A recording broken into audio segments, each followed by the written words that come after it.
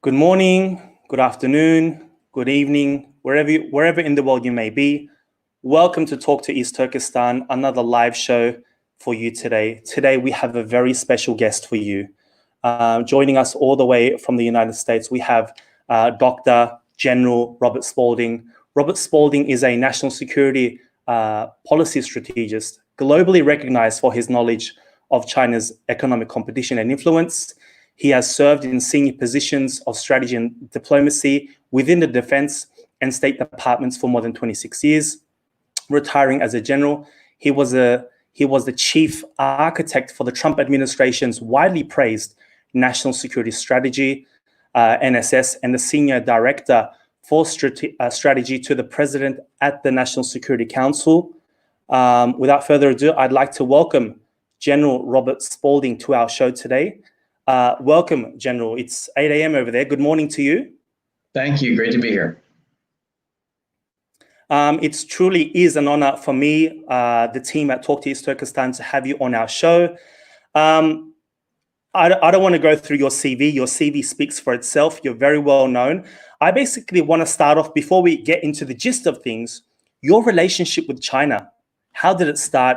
And how do we get to you today talking about China and US relations and what some people detail or calling this period in time as Cold War Part 2 between the US and China? Well, I first went to China in 2002. That was after spending a year at the Defense Language Institute in Monterey, California, where I learned Chinese after studying for a year. We went to Shanghai, where I studied at Tongji University, myself and my wife and two boys, and lived in China for 2 years while I studied at Tongji and traveled all over China. Really got to know the language, the culture, the people, the geography of China, and really had a wonderful time. Most of at the time, China was growing really fast because it had just entered the WTO.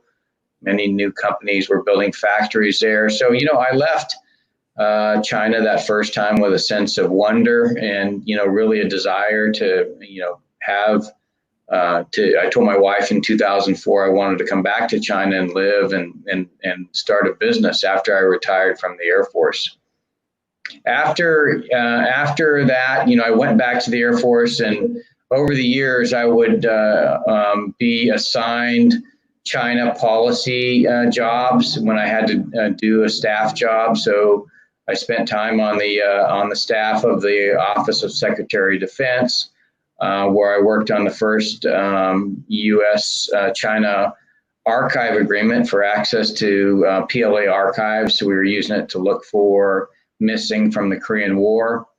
And then, the Air Force, at the end of my B-2 career in flying, the Air Force decided to groom me to be the next Air Force defense attaché and senior defense official in Beijing. And so I started that group of assignments as a senior military fellow at the Council on Foreign Relations, where I spent a year in New York meeting with business and finance and other industry professionals.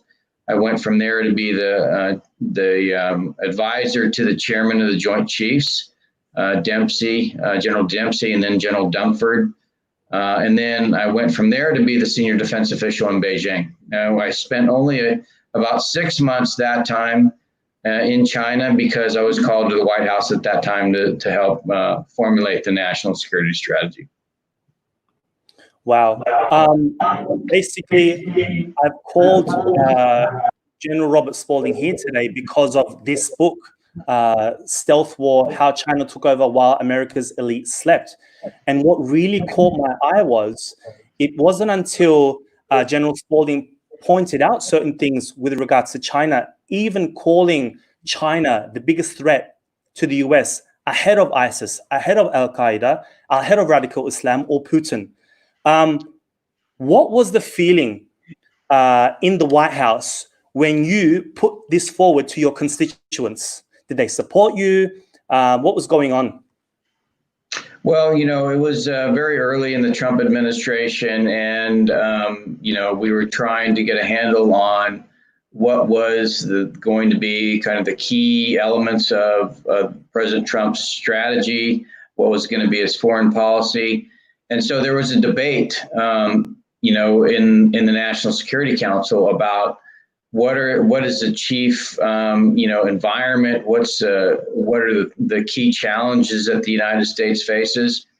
And I had just spent, 3 years working on U.S.-China competition in the Pentagon. So all about economics and finance and trade, much less about military, because, early on I recognized that we weren't in a military competition as much as we were in economic competition. So we'd spent a lot of time studying the nature of the U.S.-China economic relationship and how that disadvantaged the United States from a national security perspective. And so my role at the National Security Council was to, in that debate, inform thinking with regard to how China had utilized openness, really globalization and the internet to, both, diminish the U.S. economic competitiveness, but also really create social turmoil in our country and really influence the international institutions that we were members of and the international community writ large. It's really amazing because in the book, you're essentially outlining that you had to give tutorials or presentations. And I was amazed. I was like, this general really had to educate the White House on the reality of China and how dangerous it was. That's exactly right. In fact, there was, many times I would be told by some of my Commerce Department and Treasury Department counterparts that economic security and national security were not related. And I said, that's not correct. Economic security underpins national security because, at a minimum, your defense budget comes from your ability to generate tax revenue. But, more importantly, the industrial base, the social cohesion, the willingness of your society to embrace democratic principles, all that stems from the ability for the nation to meet the needs of the population. And essentially, this is the area that had been attacked by the Chinese, and it's not just the United States, it's democracies everywhere. Just this erosion of economic competitiveness of the industrial base, of manufacturing in the United States, the consequent loss of millions of jobs. All of these things took a toll on, tens of thousands of small communities within the United States that had resulted in, a rise in really not an appreciation of democracy, because, many were beginning to question, including not just, the working class, but also many of the elites were beginning to question the value of democracy because, China's economy had been growing for 3 decades. So, it was really explaining the tie between this mercantilist, predatory economic behavior on the part of China and this and decline in prosperity and liberty in the United States and other democracies around the world. The same in my country, in Australia. The politics really, the CCP has seeped into our political system, whether it be bribes given to certain MPs or what we call MPs in Australia, it would be like senators in the US. We've really seen some cases put forward. How much of an influence today does China have in American politics? Oh, it's incredible. Much of it stems from the flow of capital. And, there's a good book by Clive Hamilton talking about the influence of the Chinese Communist Party into Wall Street, particularly with the introduction of princelings, Chinese Communist Party princelings that have been working at companies like JP Morgan and Goldman Sachs, just so that those companies can gain business in China. And then, of course, as you know, the Wall Street has a big influence over the political process in Washington, D.C., both in the administration and on Capitol Hill. And so there's a cycle of financial incentives that, our investment community, our banking community, our corporate community receives, and therefore they're incentivized then to promote policies that go along with what the Chinese Communist Party does. And so, the Trump administration basically implemented a number of policy changes, but that was in spite of terrific political pressure placed on the administration from Wall Street, from corporate America, to continue to support their relationships with the Chinese Communist Party. So it's a very insidious and in many ways incestuous relationship with the Chinese Communist Party that ends up, with the large institutions that are supposed to guard our democracy actually eroding our democracy, because many of those leaders in those institutions are paid, wonderful sums to continue to perpetuate this relationship. It's amazing how. Sorry. It's just amazing the level that it got to. I've read an article here where it says China manufactures parts for F-35 fighter jets, which is used by the UK and the US. How did it get to this level? I mean, in the book, you literally say we were drunk on China's money, on capital, on their power. I mean, how did it get to that level? Was it purely money?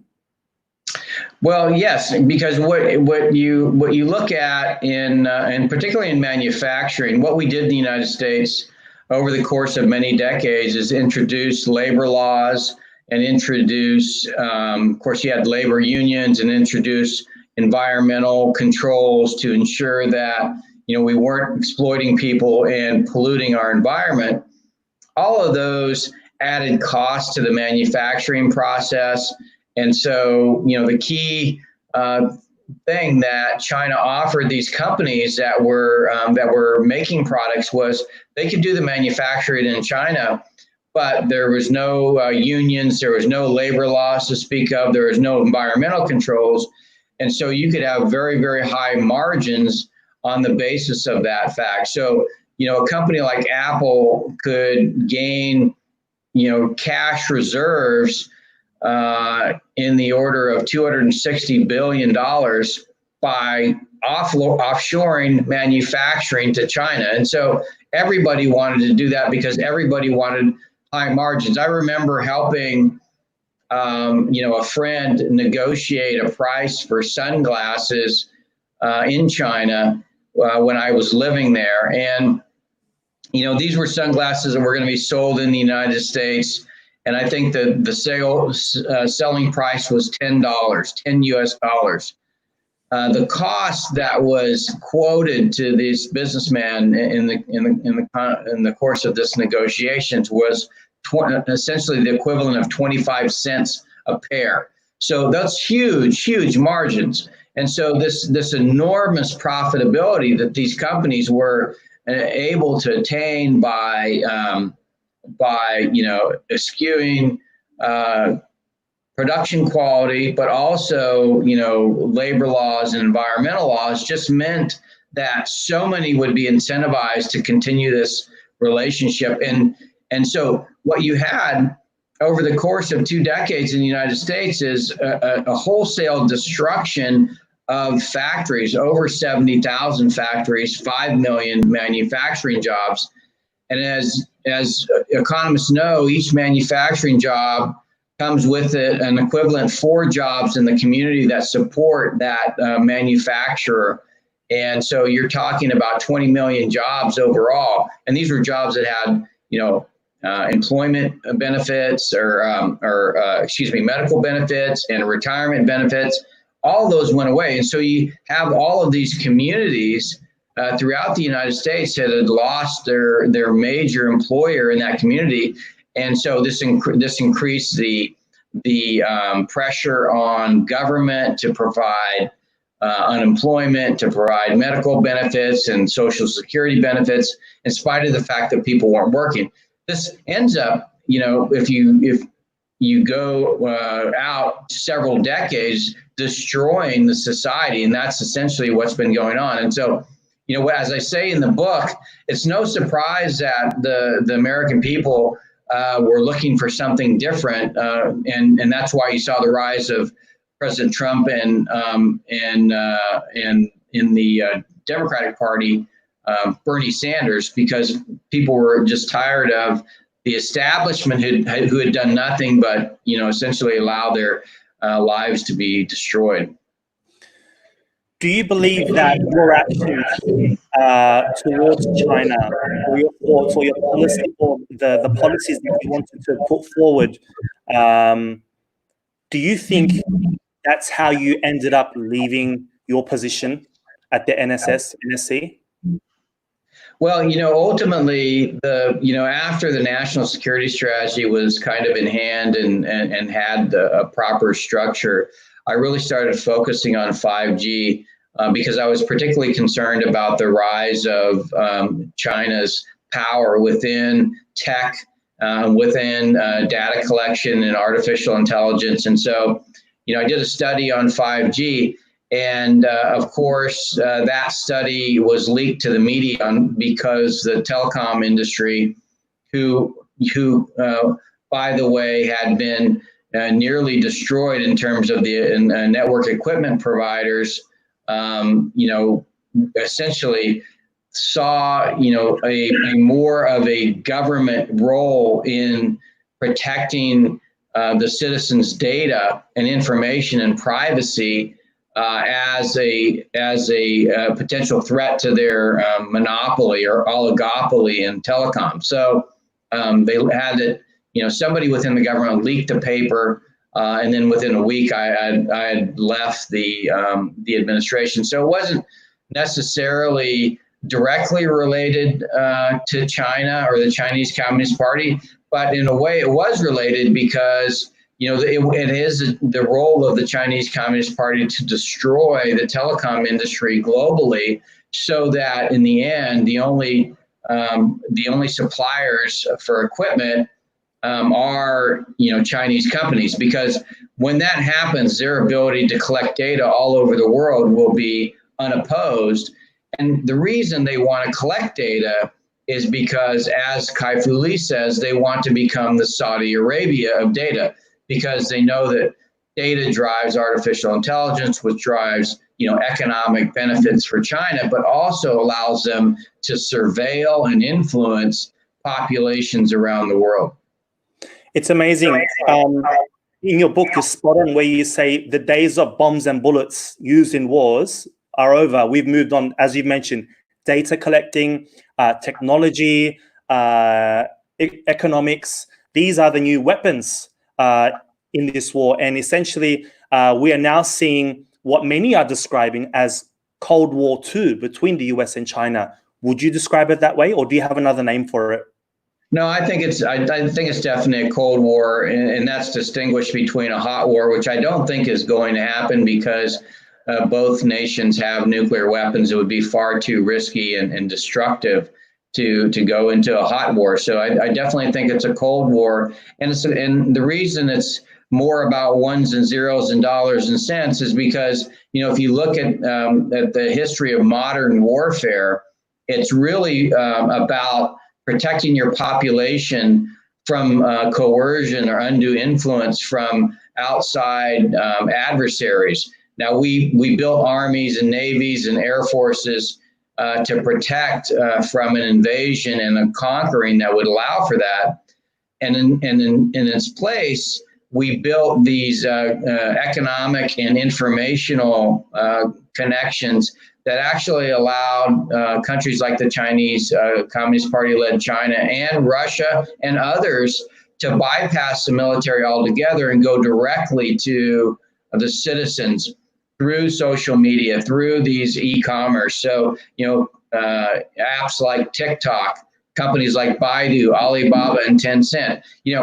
Huawei is not the main problem. Huawei is basically an enabler for the large tech companies in China to acquire data and then harvest it for their own means.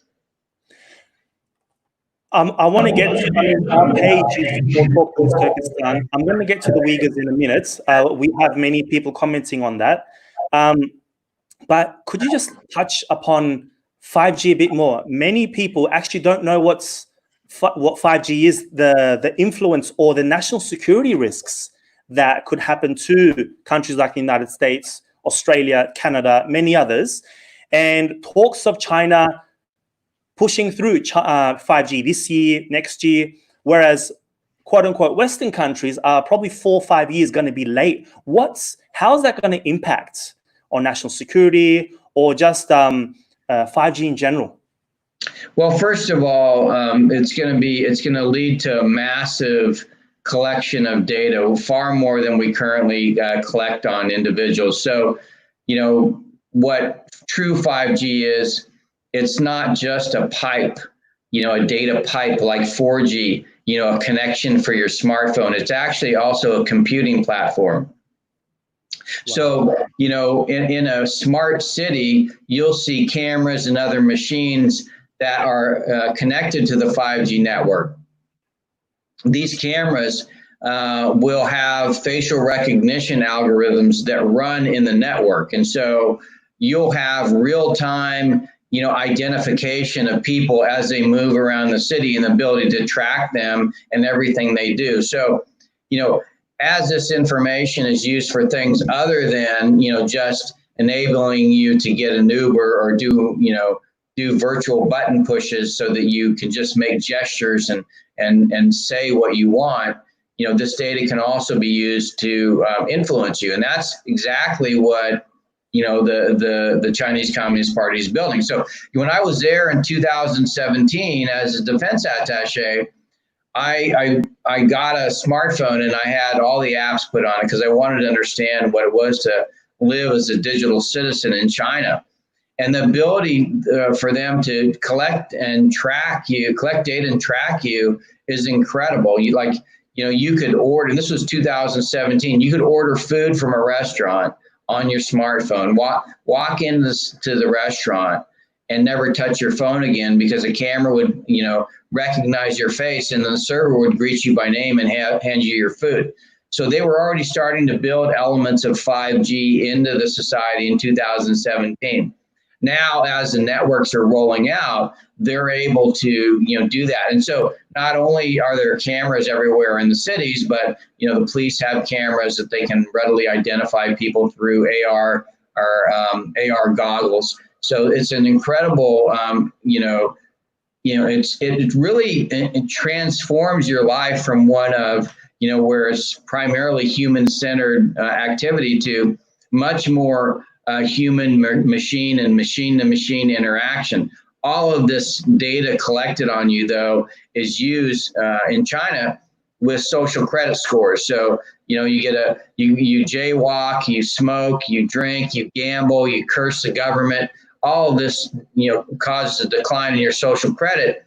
And if it goes down far enough, you don't get, you can't travel, you don't get services. Maybe your kid doesn't get into college. So this is what China is building within China. But as you see the rise of Baidu, Alibaba, and Tencent in the global economy, the global e-economy, then their ability to introduce the same kind of policies with regard to, how citizens have access to services is going to increase. If they invest in your transportation system, if they invest in your telecommunication system, your access to those services may be hindered by the fact that, you've done something that's angered the Chinese Communist Party. So what it's done is allow them, through the introduction of, this kind of modern economic system, to, bypass many of the protections that a government might have in place to prevent the undue influence by an outside country. On Twitter, I've seen that you've tweeted about the Uyghurs. I'm actually going to get into that because that's what we're all about. I wanted your view on certain things. Clearly, you are aware of the issue. What is your stance on whether it be American politicians or Western politicians or American companies or Western companies that are directly or indirectly involved in China's concentration camps where they've locked up millions of Uyghur Muslims? Well, I mean, it's just part and parcel to what I was saying about, you know, the exploitation of people and the lack of environmental controls. It's just one other example of how the Chinese Communist Party is this very, very, you know, damaging regime that is willing to do almost anything. In the case of the Uyghurs, you know, this really happens to be Xi Jinping's, you know, his way of demonstrating his strength, you know, and kind of was tied to, I believe, his rise as the General Secretary of the Chinese Communist Party. You know, much like Jiang Zemin is known for, you know, his order to exterminate the Falun Gong. It is part of Chinese Communist Party politics, and unfortunately, you know, when you deal with the Chinese Communist Party, you realize that there's really no concern for morals or life or anything like that. It's really about only about the preservation and prerogative of the Chinese Communist Party. And so, you know, but what they do because of the globalized internet connected world is that, you know, it's not limited to the Chinese Communist Party. It's companies like Nike, you know, it's companies like Microsoft that support the regime by continuing to, you know, garner trade with them. I mean, that's the problem with our system. You know, a company has only to, you know, respond to a request for fiduciary responsibility to its shareholders. It has no corporate responsibility to, you know, prevent genocide, which is essentially what the Chinese Communist Party is doing. And you would think, well, that's horrible. You know, with all the social justice that U.S. corporations claim to promote today, but it's only social justice in when it makes sense from a marketing perspective. You know, they really don't have anything that forces them to comply with human rights. And in fact, the international order was developed to promote democratic principles and human rights. But what we've seen, and this is where it goes back to the beginning days of the Trump administration, the decline in the United States and other democracies to promote those principles in international institutions is part and parcel to globalization and the internet. As you know, China has gathered strength and it has gathered adherence to its blend of economics and politics. It really is not about, you know, making people's lives better. It's really just promoting the continued power of the Chinese Communist Party. You've just said something really interesting. While at the same time, you know, we call on companies or we tell people to boycott such and such company because they're directly or indirectly involved in such atrocities. But at the same time, you're telling me that, for example, the American government system has it where these companies, as you mentioned, have a fiduciary responsibility to their shareholders to do everything they can to profit. So who should we be going for? Should we be naming and shaming these companies, or should we be going to the source and telling governments to change their policies and laws? Or should these companies, out of their own heart, go and approach these companies? Because it doesn't seem responsible, you know, to carry out these acts to boycott. But at the same time, it's against the law for them to stop dealings with the CCP, from what I'm hearing from you. Yeah, I mean, it really is. You have to implement policies that that create an incentive for companies to do the right thing, first of all, companies have to make a profit. That's how the free market economy works. But they have to make a profit in ways that support the founding principles of, in our case, of the United States. And we have had is we had a number of policies, particularly in the case of China, where we said we are going to provide for China's economic growth and prosperity because we believe that eventually it will lead to a democratization in China. And the Chinese Communist Party just took the innovation, technology, talent, and capital and made themselves stronger and actually reverse engineered the system to promote authoritarianism and totalitarianism. And so in many ways, corporate America and Wall Street thought, hey, not only are we getting rich, but we're making the world safe for democracy because we're promoting openness. But that openness had been hijacked. And so when you think about it from in our system, and this is what I tell to congressional leaders, is that it's the government's responsibility to set the rules for how business is conducted. And then business will go out and figure out a way to do that. Now, in the case of our relationship with China, which happens to be the single most damaging factor in the decline of, our promotion of democratic principles and human rights, we have to recognize what they're doing, which is really undermining and then eventually co-opting companies, because that's the only way they can survive.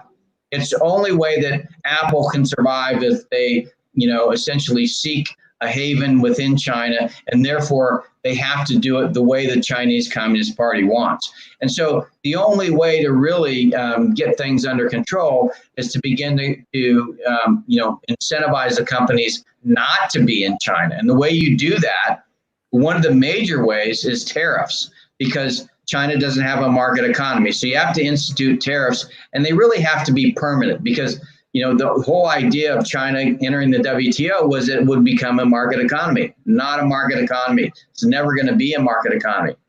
In addition, things like the closed financial system, you have to cut off their access to the dollar because they don't have a convertible currency. They're the only country in the world that doesn't have a convertible currency, other than maybe like North Korea. I mean, no modern nation that, particularly a number 2 economy, has a non-convertible currency and strict capital controls, and yet is still allowed to be in the international financial system. This allows them to take that, what I just talked about, that uneven trade balance, and then that offsetting currency trade that's supposed to make things go back to the level, they just can continue it perpetually because they have a closed financial system. So they've engineered their economy, their financial system, to be immune to the kind of market effects that all other nations that are part of the global community around the world. So this is why you have a running currency in Brazil, because they have a freely traded currency. So it forces the government to actually make good policies. In the case of China, they've insulated themselves, the Chinese Communist Party has, from this activity. So then you have to implement policies that say, okay, China doesn't have a market economy. They have a closed financial system. And today, because of Hong Kong, they have 2 central banks. No nation is allowed to have 2 central banks. So all of these things, it requires the United States to implement policies that begin to put pressure on the regime to change. That's what's been happening since approximately the first quarter of 2018. The Chinese Communist Party, of course, hates it. Our channel here, the Uyghurs are predominantly a Muslim population, around 99%. And obviously, a lot of our work, besides talking to the likes of yourself, Western democracies, we also try and get through to Muslim majority countries. But unfortunately, it's falling on deaf ears, especially on July 1, 2020 in Geneva, during the 44th session of the UN Human Rights Council. There were 46 countries that supported China's policies attacking Uyghurs. And what was shocking was you had many of these countries, for example, Saudi Arabia, Bahrain, the UAE, even Palestine, support China. What do you say to these countries, or what would your message be to these countries that's, that are essentially taking where China is implementing a genocide on technically their fellow Muslim brothers and sisters? Because what's really crazy is we've got the USA really leading the way with the recent Uyghur Human Rights Policy Act. What would your message be to them? Well, I mean, I think it's what I found and what I say in my book is, quite frankly, what the Chinese Communist Party stumbled on was just a brilliant strategy, and that is to ensure that, around the world, if you're doing business, then, the way that you want to do it is in ways that benefit the Chinese Communist Party. It's tying your financial interests with their national interests. It's really brilliant if you think about it, because there's two things that motivate people in the world. It's greed and fear. If you think about the Soviet Union, they were far more into the fear aspect of motivation. In other words, they were going to roll tanks, like in 1968 in Czechoslovakia. They were going to take control, and they're going to kill people. Well, the Chinese do that to their own population, but everybody else, and in a lot of ways with the elites in their population, their main motivation is greed. If they can appeal to greed, then they don't have to use weapons. They don't have to use, bullying tactics. They can basically pay you off. And that's what they've done. And they've done it quite well. It just so happens that when you look at their system, their Marxist system with Chinese characteristics, the Chinese characteristics are really have been around for a long time. It's how you use subterfuge and payments to get your adversaries to fight among themselves. It's really Sun Tzu, Art of War, the Three Kingdoms period. If you study China, you realize that for the most part, it's not when it comes to dealing with outside adversaries, it's more about co-opting them than it is to going to war with them, because war is really risky. That's their calculus. So I think it's really a good strategy. Unfortunately, when so many companies are making so much money, both in the banking centers and in the corporate sector, then both the banking sector and the corporate sector donate money to political campaigns. And so the political process becomes corrupted. And then, of course, you have the Chinese Communist Party whispering in their ear. So it is I believe it's a very corrupt system currently in the international order and in the many democracies with regard to this relationship between banking sector, corporate sector, and the Chinese Communist Party.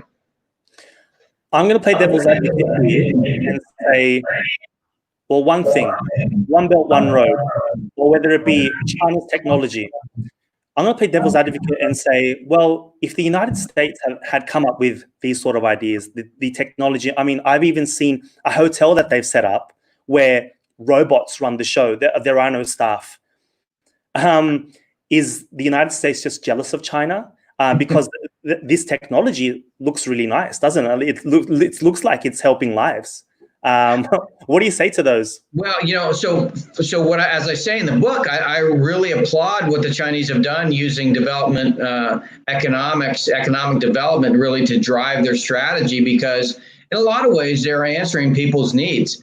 In Africa, the biggest investment in 2017 was in low value added manufacturing, and that's because they'd already put in kind of all the telecommunications, power, water, rail, roads that needed to extract resources, raw materials from Africa.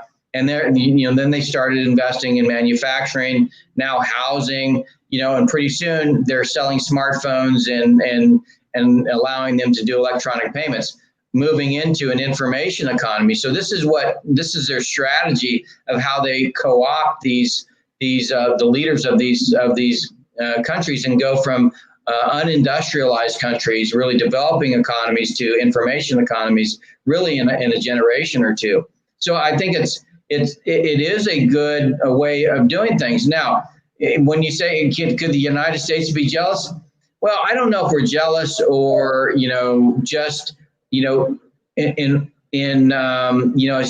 Mark Twain would say, history doesn't repeat itself, but it does rhyme. So if you look at the United States efforts in the Marshall Fund, for example, or in Japan and Korea post World War II, we've done incredible job in both developing economies, but also helping grow institutions that allow for the rise of rule of law and civil society. What happened was after the end of the Cold War, we just stopped. We said, we won. Okay, everybody just, business will, do the rest. We'll finish it off. No, it's not going to finish it off. Apple, IBM, General Motors have no incentives to go and help drive, institutions in developing economies. They just want to make money any way they can, and it's not up to them to drive principles of civil liberty. So, this is something where we started working in the Trump administration to kind of revitalize how we think of economic development more strategically. It's still not done. I still think the Chinese Communist Party intends to use Belt and Road Initiative to capture many developing economies because they need that kind of economic growth. And they do so because, the United States has left a vacuum. I advocate that the United States needs to be builders, not breakers. We're really good at going to war. We really need to be good at helping countries develop economically, but also institutions that rise up that promote rule of law and civil liberties. The implementation of Confucius Institutes in the US, in Australia, I had the pleasure about a month ago in interviewing Drew Pavlo. I'm not sure if you've heard of him, where he is on the verge of expulsion from his university in Queensland. Have you heard of him? I'm sure I've interviewed him. Yes. And basically, he's taken it to the Supreme Court in Australia. Basically, the deans of universities taking massive bribes, being invited to China, being spurred upon, 5-star hotels. Many would argue, so what? The United States, delivers its soft power through its movies, through other means. Why can't China do the same? What's the difference between Chinese soft power and the US's soft power? Well, the National Endowment for Democracy actually put out a report called Shark Power. So I think that's a better term for it. It's actually the Confucius Institutes worked for the propaganda arm of the Chinese Communist Party. It is essentially propagandizing both the administration of these universities and the student body. It's about spreading Marxism throughout the world. So it's not kind of leading with the quality of your society. Is trying to convince through graft and payments, the university system, because what happens? Your elites come out of the university system. So if you can convert elites to Marxism as they're going through the university system, they come out. They are much easier to kind of get them in line. If you can get them to repeat kind of your talking points, if you can control the narrative, if you can win them over, as they're growing through these formative years, then it gives you an advantage, and that's what they're doing. And of course, when Xi Jinping came in, they started, increasing the support for these programs by on the order of billions of dollars. So really trying to promote propagandizing and controlling the narrative all over the world, which includes Confucius Institutes, but also, has legacy media like CGTN. Of course, they use WeChat and TikTok and purchase shares in other social media platforms, or otherwise get them to censor speech. So it's really about spreading the Chinese Communist Party narrative around the world. So it's not soft power in so much as it's shark power. Soft power, that Joseph Nye would kind of coin the term. It's really about the attractiveness of your society based on the principles that it's founded on. Now, nobody would say that the Chinese Communist Party led China is attractive. Hardly anybody wants to move to China. Nobody wants to become a Chinese citizen. This is therefore not soft power. It's really sharp power. Now, we do see a shift in American universities. I mean, here's an article here back in April this year where MIT have cut ties with a technology company called iFly Tech because they aid in the oppression of Uyghurs. Essentially, they surveil them, they monitor the activities, and based on that, they are put into concentration camps. Is this shift continuing, or is this just solely of a few universities like MIT? It is continuing. The big problem that we have is that most people don't understand the nature of the Chinese Communist Party regime. Most China experts are incentivized to essentially help the Chinese communists spread their narrative because they want to have access to visas to be able to travel to China to do research. And to the extent that they don't follow the Chinese Communist Party narrative, they're often denied visas. And so, my goal and job, and the reason I left the Air Force prematurely, was because I wanted to be able to spread this awareness of the Chinese Communist Party. Because once people understand what the regime is doing, once they understand the implications of their retirement funds going to China and of them buying Chinese goods, they tend to respond in an appropriate manner, and that is to want to cut off that kind of behavior. But until that is exposed, they may be be concerned about the Uyghurs, but more importantly, they're concerned about their own lives. They're concerned about having a job, raising a family. And most people in a society like America are, quite frankly, self-centered. And so you have to appeal to how, it affects their lives. And then, then they begin to see, okay, well, it's not only affecting the lives of the Uyghurs and the Chinese people or the Tibetans or the people of Hong Kong or the Falun Gong or the Christians, it's affecting me too. And so, then it becomes something that's tangible and something that they're willing to go to the polls about. What you just raised was very good, because I've mentioned this many times, saying, look, if we don't stop China now, this oppression that the Uyghurs, Tibetans, Chinese Christians, Chinese Democrats, Falun Gong are going through are going to reach your doorstep. And, President Trump has mentioned that the coronavirus attack, or I love him calling it the CCP plague, is worse than Pearl Harbor or 9/11. And this was not just, say, quote unquote, attack on the US, but the whole world has felt this. Would you agree with the description of President Trump in this regard?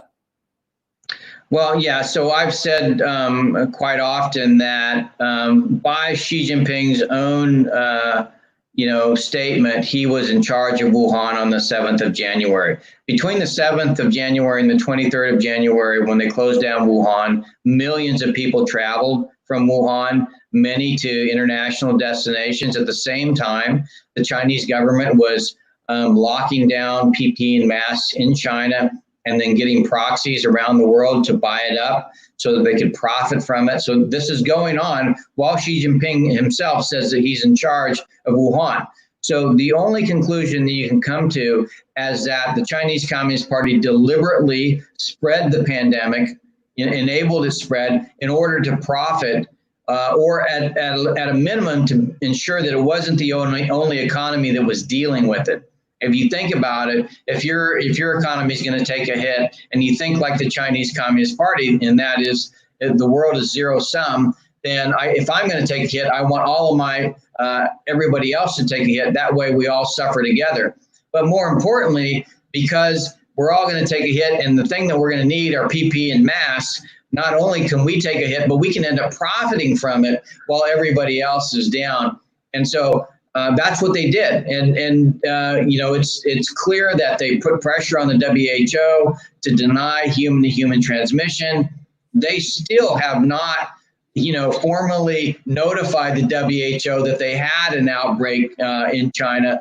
So, I mean, it is clear that they essentially committed biological warfare on the entire world. And the funny thing is, they were then using the influence machine to try to convince the world that it didn't come from China, it came from the U.S. The latest is that it came from Spain.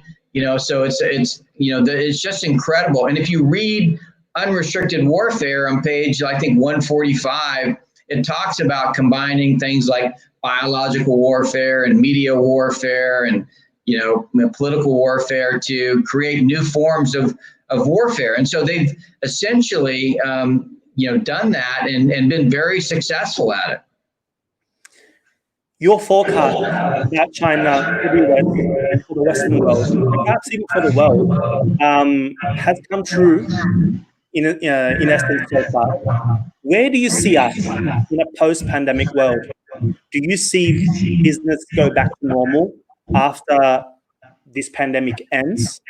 Or is this Cold War going to continue? And do you see countries ally with US in its stance against China? So what we have in the United States, and this is the same thing that's going on in other democracies, is a war, domestic war between those that essentially want to preserve the status quo and those that want to change it. And, in the United States and in other democracies, the working class has risen up and said, we want something different. Now, it remains to be seen, whether that, with the introduction of the coronavirus, I actually think that was very smart on behalf of the Chinese Communist Party to do what they've done, because here in the United States, they've created this narrative that, the election in 2020 is not about the Chinese Communist Party, it's about the coronavirus. And so, but, the ones that are on the side of, protecting the country from the coronavirus are also kind of the establishment people. So, the Trump administration has done a terrible job with regard to the coronavirus, never mind that it was actually spread by the Chinese Communist Party, but we'll do better. But when they get in office, then they want to go back to the same kind of trade policy with the Chinese Communist Party because they've been incentivized by it. I suspect the same thing is going on around the world. So I think 2020 is going to be a real telling year. Either we're going to see the continued march of democracy as we move into 2021, or we're going to see a setback. Ultimately, it will be democracy and democratic systems that are that turns the tide in this rising authoritarianism and really does in the Chinese Communist Party. If not, then I fear that we're in for an even worse future than the Soviet Union. Soviet Union was never going to be much of a power because it was essentially forced into bankruptcy trying to compete with democracies. What the Chinese Communist Party has done is really embraced, democracies for their innovation, technology, talent, and capital, and we've allowed them to. And so rather than competing with a closed regime, we're enabling a closed regime. So as long as we keep doing that and we don't stop, which is what I'm hopeful for we'll continue to do in 2021, we're going to be in big trouble. I'm going to get in, before we end the show, I do want to ask you this. We're going to get into some controversial waters. John Bolton's book and some of the remarks that President Trump had apparently made with regards to his support for the concentration camps. Do you have any comments on this? Well, my view of looking at the Trump administration, I stopped a long time ago kind of listening to what the media was saying and what the narrative was. I started just looking at the policies. What are the policies that are being introduced?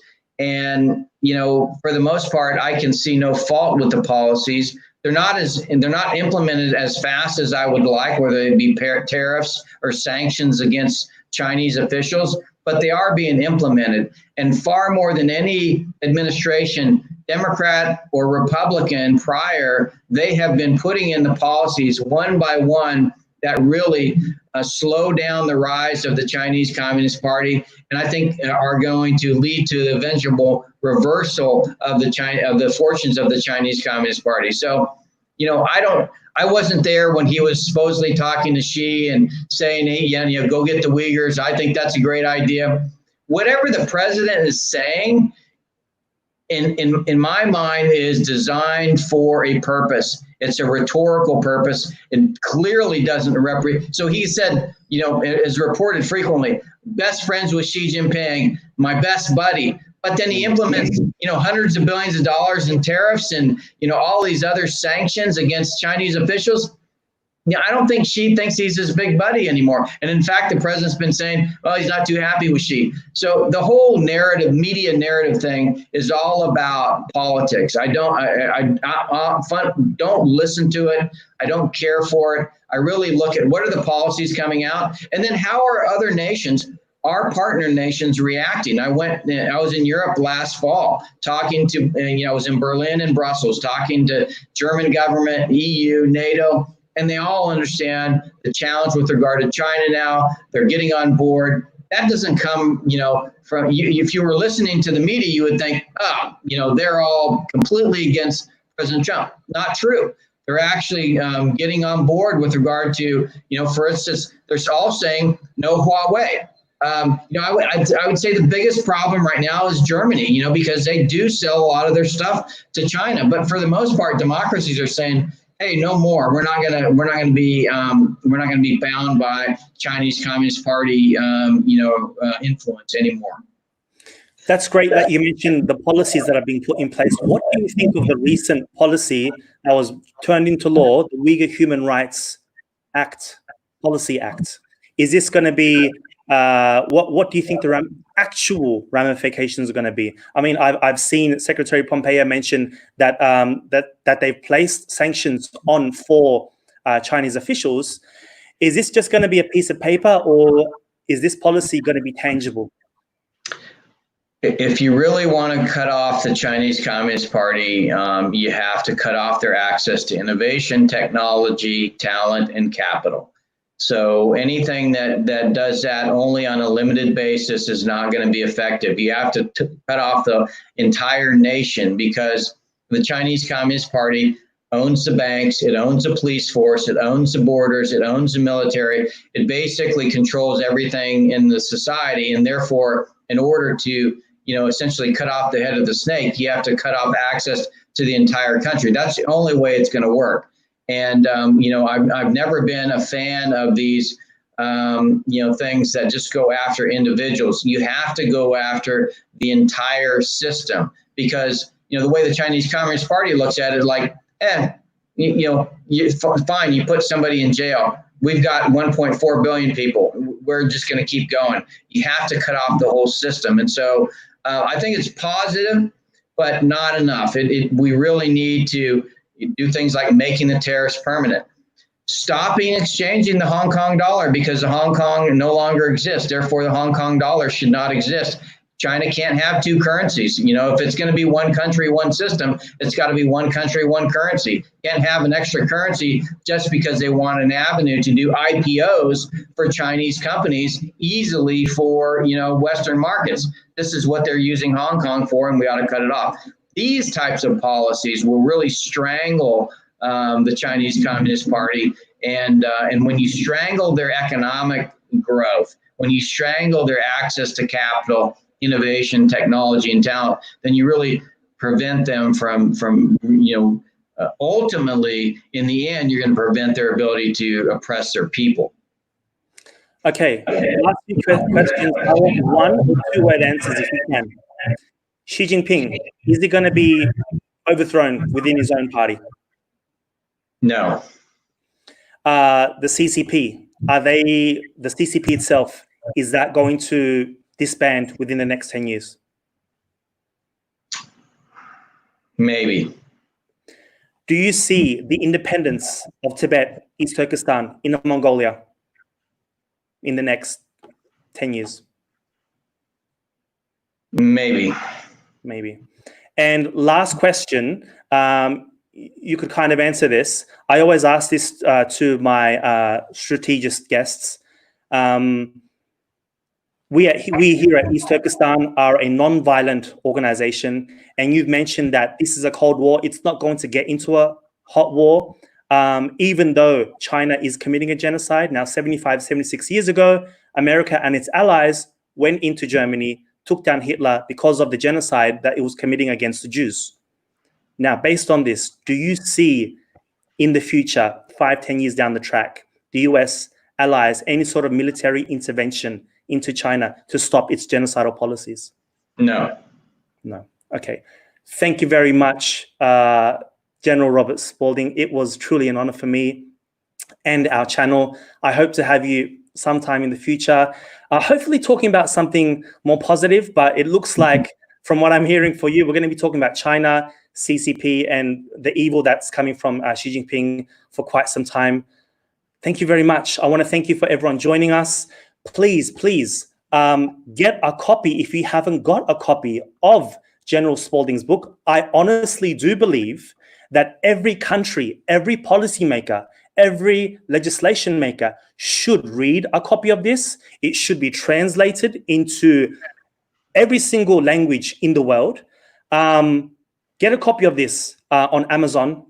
Visit the website. He has written many other books, and follow him on Twitter. Thank you very much, sir. It's been truly an honor. Thank you. Thank you. Bye.